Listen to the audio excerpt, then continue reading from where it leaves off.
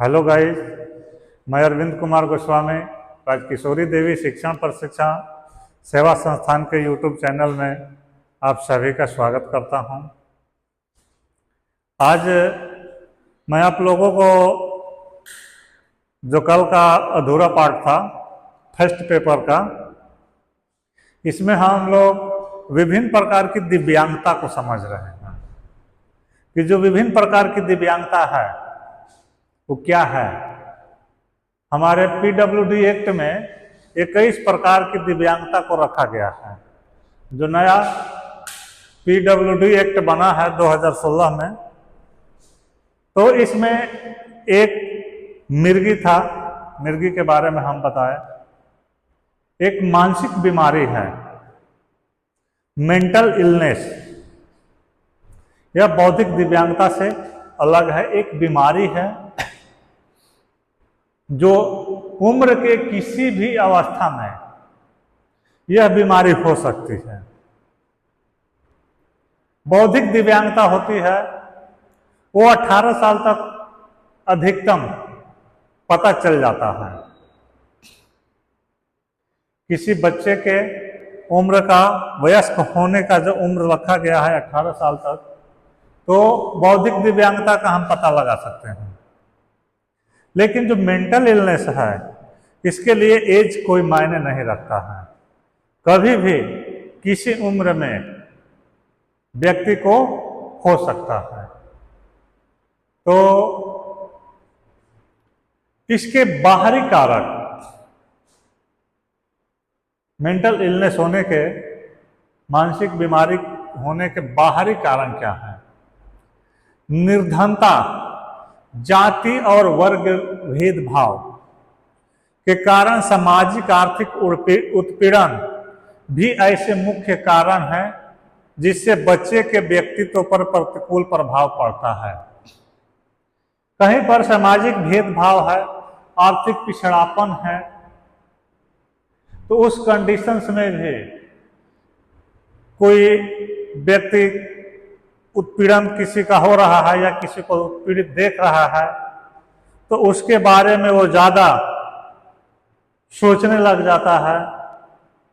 उस कंडीशंस में भी इस बीमारी को की चपेट में वो आ जाता है। मानसिक रुग्णता से ग्रस्त व्यक्ति का व्यवहार हर समय एक जैसा नहीं होता। वह पूरा दिन तरह तरह के व्यवहारों को दर्शाता है। वह कभी खुश हो जाता है और कभी बेहद उदास हो जाता है, कभी कभी रोने लगता है और कभी कभी हंसने लगता है। अर्थात मानसिक रुग्णता से ग्रस्त व्यक्ति ऐसी विविध भावुकताओं को दर्शाता है जो सामान्य जीवन में असामान्य नजर आती है। वह कभी रोने लगेगा, कभी हंसने लगेगा। उसके व्यक्तित्व में ऐसा आ जाता है कि कब किस टाइम पे हमें कौन सा व्यवहार करना है, ये उसको पता नहीं चलता है। वो गलत टाइम पर भी गलत व्यवहार प्रदर्शित करने लगता है।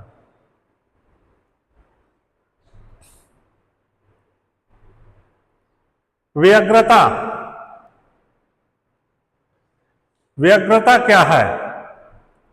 एनेक्सिटी, यह एक प्रकार के खतरे का डर होता है जो वास्तविक भी हो सकता है या जिसे रोगी कल्पना के आधार पर अपने मस्तिष्क में पाल लेता है। हम अपने मस्तिष्क में पाल लेते हैं जो चीज, वो हमें बार बार नजर आने लगता है। हकीकत में ऐसा कुछ नहीं होता है, जिसको हम कह सकते हैं कि एक प्रकार का डर, भय अपने हृदय में हम पाल लेते हैं कि हमारे साथ ऐसा हो सकता है। तो उस परिस्थिति में व्यक्ति क्या होता है? दिग्भ्रमित हो जाता है और इस डर के कारण कभी कभी उसके साथ हकीकत में भी वैसी घटना हो सकती है। इसका असर हमारे मस्तिष्क पर पड़ता है। और इसका पता रोगी के कुछ खास लक्षणों के आधार पर चलता है।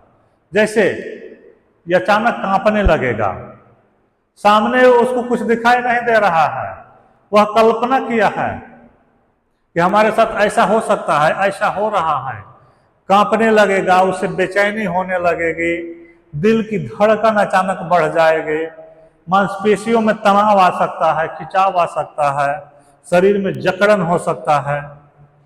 और इसके परिणाम स्वरूप क्या होते हैं कि उसे चक्कर आने लगते हैं, पसीना बहता है शरीर से बहुत तेजी से पसीना बहने लगता है, हाथ पैर ठंडे पड़ जाते हैं, सांस लेने में कठिनाई महसूस होती है।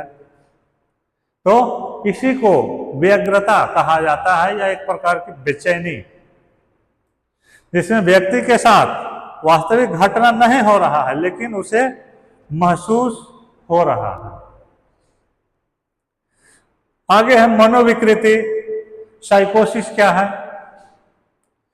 साइकोसिस से क्या आशय है? ऐसे लक्षण हैं जो रोगी की सोच एवं चिंतन शक्ति में होने वाली गड़बड़ी के परिणाम स्वरूप उभरते हैं। यह कैसे होते हैं? रोगी का सोच एवं चिंतन शक्ति में परिवर्तन होने लगता है, एक तरह से कहें कि ह्रास होने लगता है, उसके परिणाम स्वरूप ऐसे होते हैं। मनोविकृति या साइकोसिस से ग्रस्त व्यक्ति दृष्टिभ्रम एवं मिथ्या आभा के लक्षणों को दर्शा सकता है, यानी कि वह स्वयं ही कोई ऐसी बात मस्तिष्क में बिठा लेता है जिसका सरोकार किसी भी नजरिए से हकीकत में सही नहीं है। उसके मूड का बनना बिगड़ना, इससे पता चलता है कि मनुष्य उदास रहने लग जाता है या अचानक बेहद खुश हो जाता है, जबकि वैसा कंडीशन उसके पास है नहीं। वह क्या है? उसका मनोविकार है। और ऐसे लक्षणों को क्रमशः डिप्रेशन और मेनिया कहा जाता है। मेनिया में कुछ अलग अलग भी विकार होते हैं। जो व्यक्ति लगभग सामान्य होता है, वो क्या होता है कि मेनिया से ग्रसित व्यक्ति विभिन्न प्रकार के अलग अलग लोगों में अलग अलग भ्रांतियां होती हैं।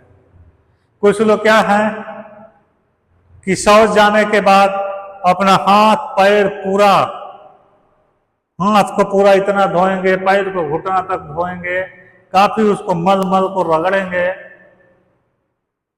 कुछ लोग ऐसे होते हैं कि एक ही बर्तन को बार बार धोएंगे, लग रहा है कि उसको गंदा है, घरों की सफाई करते रहेंगे बार बार, थोड़ी सी भी कोई चीज गिरेगी, मतलब उनको ये महसूस होता है कि हमारे आसपास ऐसा हो रहा है, लेकिन वास्तव में ऐसा होता नहीं है। वो व्यक्ति सामान्य भी हो सकते हैं, उनका बाकी दिनचर्या सामान्य होता है, उनमें कहीं कोई विकृति नहीं है, लेकिन मेनिया से ग्रसित है। मान ले रहे हैं किसी चेयर पर कोई बैठा है, उसको धोने लग जाते हैं, ये गंदा हो गया, इसमें कुछ ऐसा हो गया। चापाकल पे जाते हैं तो उस नल को, या नल पे जाते हैं तो उससे पानी लेकर के किसी डब्बे में, किसी बर्तन में लेकर के उसको पूरा धोएंगे। कपड़ा धोएंगे तो बार बार उसको धोएंगे, उनको लगता है कि कहीं कुछ पर गंदगी है। तो ऐसे लोग एक ही लक्षण को बार बार प्रदर्शित करते हैं, एक ही कार्य को बहुत बार दोहराते हैं, तो ऐसे व्यक्ति को मेनिया से ग्रसित व्यक्ति कहा जाता है। वैसे लोगों में नींद आने में कठिनाई महसूस होती है, भूख नहीं लगती, अपनी खुशी का इजहार करने के योग्य नहीं होते हैं, उन्हें किसी कार्य के प्रति प्रेरित करना बहुत कठिन होता है। वो सामाजिक रूप से अलग थलग रहना पसंद करते हैं, स्वयं को महत्व नहीं दे पाते हैं, स्वयं को कोसते रहते हैं। आत्महत्या करने की बात उनके मन में उभरती रहती है। ऐसा कदम उठाने की बात भी सोचते हैं। बेहद जब वो खुश होते हैं, खुश मूड में रहने वाला व्यक्ति हमेशा प्रसन्नचित्त नजर आता है, लेकिन वह स्वयं से खिन्न होते हैं, काफी उम्मीदें लगाए रहते हैं, उन्हें नींद कम आती है और उनका रुख किसी भी ओर कर देना बेहद आसान होता है। उनका रुख हम किसी भी ओर मोड़ सकते हैं, जल्दी वो यानी कि भ्रमित हो जाते हैं। अब आगे है मेंटली। मेंटली लोग कैसे होते हैं, इनमें लक्षण क्या होता है? कार्यों को करने में कठिनाई महसूस होना। संज्ञानात्मक कार्य जैसे हैं, हम किसी वस्तु को छू करके, सूंघ करके, स्पर्श करके, देख करके महसूस करते हैं, ऐसी उनमें कमी आ जाती है। कहीं पर कोई बदबू आ रही है तो उनको लगेगा वहां से हट भी जाएंगे, दूसरी जगह पर भी जाएंगे, वहां पर भी उनको लग रहा है कि नहीं यहाँ पर भी बदबू आ रही है, यहाँ पर भी ऐसा माहौल है। तो संज्ञानात्मक कार्यों में कमी आ जाती है। किसी बात को लंबे समय तक याद न रख पाना, किसी बिंदु पर अधिक समय तक ध्यान केंद्रित न कर पाना, भाषा संबंधी योग्यताओं एवं चिंतन का अभाव उनमें होता है। चिकित्सकीय दृष्टि से संज्ञानात्मक कार्यों में बुद्धि का शिथिल नजर आने या किसी भी बात को जल्द भूल जाने की उनमें प्रवृत्ति होती है और ऐसी लोगों को डिमेंशिया से ग्रसित लोग कहा जाता है, जो किसी भी बात को जल्दी भूल जाते हैं, यानी कि वो डिमेंशिया से ग्रसित हैं। इसके रोकथाम क्या है, प्रिवेंशन क्या हम कर सकते हैं? किसी घटना को होने से रोकने के लिए समय से पहले जरूरी कदम उठाना आवश्यक है, ताकि न तो कोई ऐसी स्थिति बने और न ही उसके लक्षण नजर आए।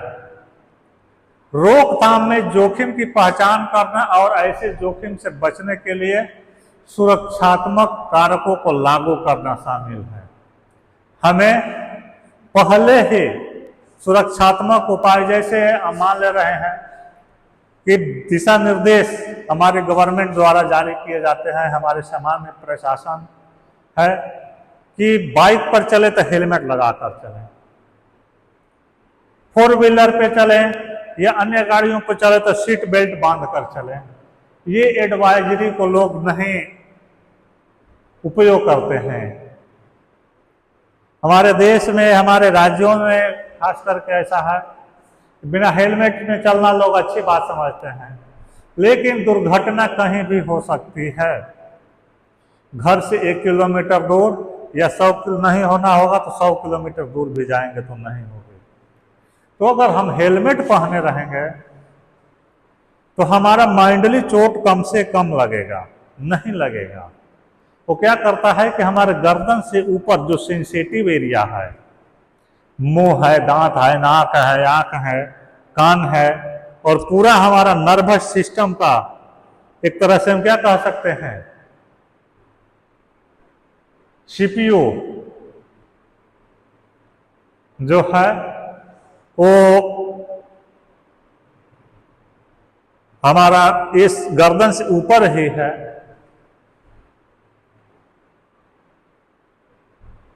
तो वो हमें दुर्घटना से बचाता है, ऐसी सब बीमारियों से हमें बचाता है।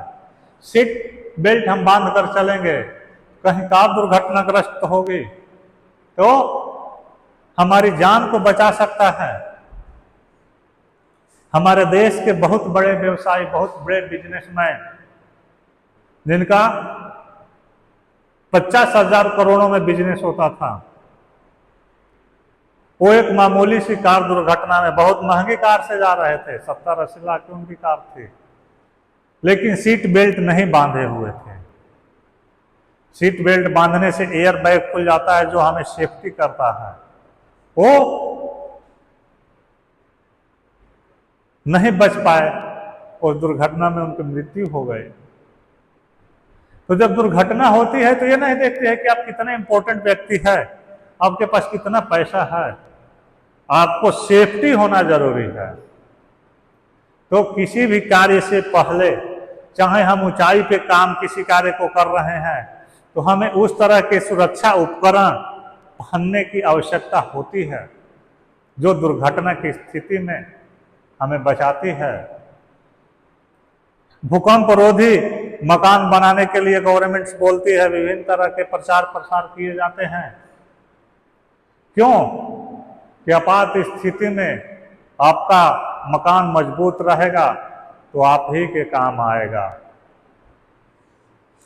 तो किसी भी जोखिम से बचने के लिए हमें उसके पूर्व के जो सुरक्षात्मक उपाय हैं वो करना चाहिए। बच्चे को शुरू से ही, बचपन से ही सामाजिक, इमोशनल, संज्ञानात्मक सारे कार्य हमें बताने होते हैं। उसको किसी को अलग थलग समाज से नहीं करना होता है। और हमारा सामाजिक न्याय और अधिकारिता मंत्रालय है जो जिसके अंडर में आरसीआई कार्य करती है, एक संवैधानिक संस्था है और दिव्यांगता के क्षेत्र में बहुत बड़ी उपलब्धि है जिसकी। वो क्या करती है? एक समान अवसर, पूर्ण भागीदारी सबके लिए होने चाहिए। ये नहीं है कि कोई दिव्यांग है तो वो सामान्य से कम है। हमारे दिव्यांगजन पैरा ओलंपिक्स में बहुत सारे सामान्य लोगों से ज़्यादा मेडल ला रहे हैं। तो ये उनके सशक्तिकरण का देन है और हमारा सामाजिक न्याय और अधिकारिता मंत्रालय है जिनके सराहनीय कार्यों की देन है।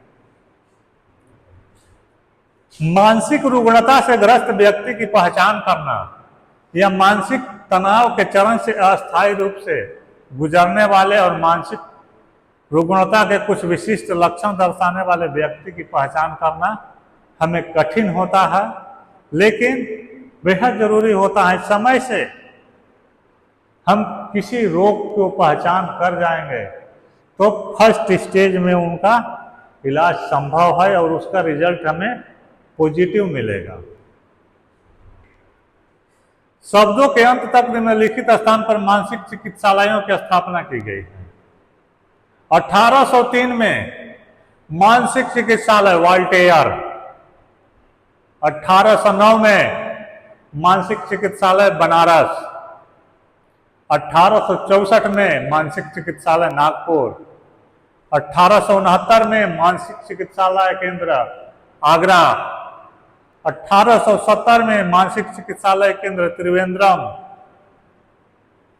ये लगभग 150 सालों से कार्यरत सेंटर्स हैं हमारे देश में जो मनोरोगी को वहां से ठीक करते हैं, वहां पे उनका इलाज होता है, वहां पे उनका पुनर्वास होता है। 1872 में मानसिक चिकित्सालय कालीकट, 1876 में मानसिक चिकित्सालय तेजपुर, जो कि तेजपुर आसाम में है, नॉर्थ ईस्ट में भी 1876 में हो गया था, यानी 150 साल पहले। 1886 मानसिक चिकित्सालय रत्नागिरी, 1898 में बड़ौदा, 1922 में कलकत्ता, 1925 में जो हमारे पूर्वी भारत का बहुत ही प्रसिद्ध चिकित्सालय है रांची, 1927 में मानसिक चिकित्सालय इंदौर, 1935 में ग्वालियर, 1937 में बेंगलोर, 1940 में जोधपुर, 1944 में जयपुर, 1947 में अमृतसर, 1966 में मानसिक चिकित्सालय शाहदरा। इसके अतिरिक्त अनेक राष्ट्रीय संगठनों की भी नींव पड़ी, जिसमें कौन से प्रमुख हैं? 1922 में इंडियन साइक्नोटाइलिक सोसाइटी यानी भारतीय मनोविश्लेषक सोसाइटी की स्थापना हुआ। 1935 में इंडियन साइट्रिक सोसाइटी, भारतीय मनोचिकित्सक सोसाइटी। 1968 में भारतीय नैदानिक मनोवैज्ञानिक संगठन, Indian association of clinical psychologist की स्थापना हुई। ये समस्त संस्थाएं अपने संगठन से प्रमुख पत्र पत्रिकाओं तथा अनुसंधानों को प्रकाशित करते हैं और मनोरोग एवं मनोचिकित्सा के क्षेत्र में होने वाली प्रगति से देश के सभी लोगों को अवगत कराते हैं और आधुनिक मनोविज्ञान ने मनोरोगों के लक्षणों के लिए निदान और उपचार के क्षेत्र में अत्यधिक वैज्ञानिक प्रगति की है, जिसमें रोगी को काफी हद तक और अभी 2024 में हमारे देश में आरसीआई जो है बीएससी क्लिनिकल साइकोलॉजी नामक एक कोर्स चलाई है, जो 4 वर्षीय डिग्री कोर्स है, जो अगले सेशन से हमको लग रहा है या कब उसका नोटिफिकेशन जारी होगा, तो बीएससी क्लिनिकल साइकोलॉजी जो कि मनोरोग और मनोविज्ञान मनोचिकित्सा के क्षेत्र में बहुत ही उसका लाभकारी कार्य होगा, जो मनोरोगियों के लिए उचित लाभ पहुंचाएगा। तो समय समय पर जब जैसा महसूस होता है, हमारे देश में सर्वांगीण विकास के लिए सभी के लिए एक समान अवसर प्रदान किए जाते हैं, उसके नैदानिक उपाय किए जाते हैं। तो ये चैप्टर आप लोगों का था मानसिक बीमारी, मेंटल इलनेस। इसमें आप लोगों को इतना ही पढ़ना है। आप हमें कमेंट में बता सकते हैं कहीं कोई असुविधा हुई हो, परेशानी हुई हो तो। और इससे संबंधित ऑब्जेक्टिव क्वेश्चन आप लोगों के सामने है। कुछ ऑब्जेक्टिव क्वेश्चंस आप लोगों को बताए जाते हैं। पहला है, मानसिक स्वास्थ्य को बनाए रखने के लिए कौन सा गतिविधि महत्वपूर्ण है? सही आहार, व्यायाम, पर्याप्त नींद या उपरोक्त सभी?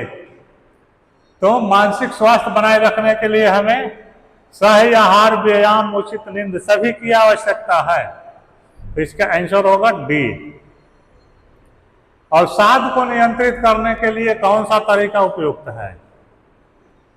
ध्यान, अकेले रहना, चिंता करना या नकारात्मक विचारों पर ध्यान देना?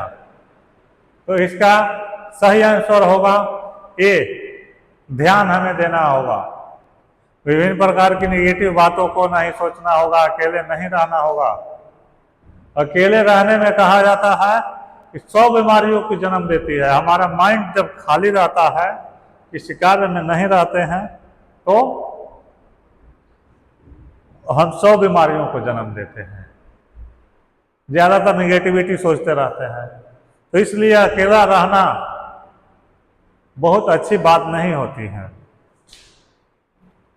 मानसिक विकारों से बचाव के लिए कौन सी आदत सही है? समय पर भोजन करना, सामाजिक गतिविधियों में शामिल होना, सी तनाव का अनुभव करना या डी चिंता में रहना? कौन सी आदत सही है? सामाजिक गतिविधियों में शामिल रहेंगे तो मानसिक रोग हमें नहीं पकड़ेंगे। तनाव प्रबंधन में सबसे प्रभावी तकनीक कौन सी है? ए, गहरी सांस लेना, बी, तेज बोलना, सी, चिंता करना या डी, गुस्सा होना? तो इसका सही आंसर होगा ए, गहरी सांस लेना। जब हम लंबा लंबा सांस लेंगे तो तनाव प्रबंधन में हमें हेल्प मिलता है। सकारात्मक मानसिक स्वास्थ्य बनाए रखने के लिए कौन सा तत्व महत्वपूर्ण है? ए, नकारात्मक सोच, बी, सकारात्मक सोच, सी, निंदा करना या डी, दुखी रहना? तो इसका सही आंसर होगा बी, पॉजिटिव थिंकिंग। मानसिक स्वास्थ्य की देखभाल के लिए कौन सा तरीका सबसे अच्छा है? ध्यान और योग, बी अत्यधिक काम करना, सी नींद की कमी, या डी तनावग्रस्त रहना। तो इसका सही आंसर होगा ए, ध्यान और योग। 7वां नंबर क्वेश्चन है, मानसिक स्वास्थ्य के प्रति जागरूकता कैसे बढ़ाई जा सकती है? इसे नजरअंदाज करके, इसके बारे में बात करके, इसे छुपाकर या दूसरों पर निर्भर रह करके। तो इसका सही आंसर क्या होगा? गेस करिए। इसके बारे में बात करके, नजरअंदाज करने और छुपा करके हम नहीं इसको ठीक कर सकते हैं। मानसिक रोकथाम के लिए कौन सी गतिविधि शामिल है? ए, सामाजिक समर्थन प्राप्त करना, बी, अकेले रहना, सी, नकारात्मक विचारों पर ध्यान देना, या डी, तनाव को बढ़ाना। तो इसका सही आंसर होगा ए, सामाजिक समर्थन प्राप्त करना। इसके आगे है, मानसिक स्वास्थ्य का सबसे बड़ा दुश्मन कौन है? ए, तनाव, बी, आराम, सी, ध्यान, या डी, योग। तो इसका सही आंसर है ए, तनाव। अगला है, तनाव से बचने के लिए क्या करना चाहिए? ए, पर्याप्त नींद लेना चाहिए, बी, चिंता करना चाहिए, सी, नकारात्मक सोच रखना चाहिए, या डी, गुस्सा होना चाहिए। तो हमें पर्याप्त नींद लेना होगा। इसका भी सही आंसर ए है। मानसिक रोकथाम के लिए कौन सी आदत महत्वपूर्ण है? ए, ध्यान और शारीरिक व्यायाम, बी, अकेले रहना, सी, ज्यादा चिंता करना, या डी, नकारात्मक सोच। तो यहां पर है ध्यान और शारीरिक व्यायाम। अगला क्वेश्चन है, मानसिक विकारों के लक्षणों को समझने के लिए कौन सा तरीका उपयुक्त है? पेशेवर सलाह लेना, बी, इसे अनदेखा करना, सी, खुद निदान करना, या डी, चिंता में रहना। तो इसका सही आंसर होगा ए, पेशेवर सलाह लेना। 13 नंबर है, मानसिक स्वास्थ्य में सुधार के लिए क्या करना चाहिए? ए, सामाजिक समर्थन प्राप्त करना चाहिए, बी, नकारात्मकता फैलाना चाहिए, सी, दूसरों की आलोचना करना चाहिए, या डी, अकेले रहना चाहिए। तो इसका सही आंसर होगा ए, सामाजिक समर्थन प्राप्त करना। मानसिक विकारों से बचने के लिए कौन सी आदत हानिकारक है? ए, सकारात्मक सोच, बी, सामाजिक अलगाव, सी, व्यायाम, या डी, ध्यान। तो इसका सही आंसर है मानसिक विकारों से बचने के लिए हानिकारक यहां पे पूछ रहा है, तो सामाजिक अलगाव हानिकारक है। मानसिक स्वास्थ्य को बढ़ावा देने का सबसे सरल तरीका क्या है? ध्यान, अकेले रहना, अत्यधिक काम करना, या नकारात्मक सोच। तो इसका सही आंसर होगा ए, मानसिक स्वास्थ्य को बढ़ावा देने के लिए ध्यान देना होगा। निगेटिविटी से हमें बचना होगा, अपनी सोच को पॉजिटिव रखेंगे, पॉजिटिव कार्य करेंगे तो फिर सफलता को पाएंगे। आज के अध्याय में इतना है, आगे नए कॉन्सेप्ट के साथ फिर मिलते हैं। धन्यवाद।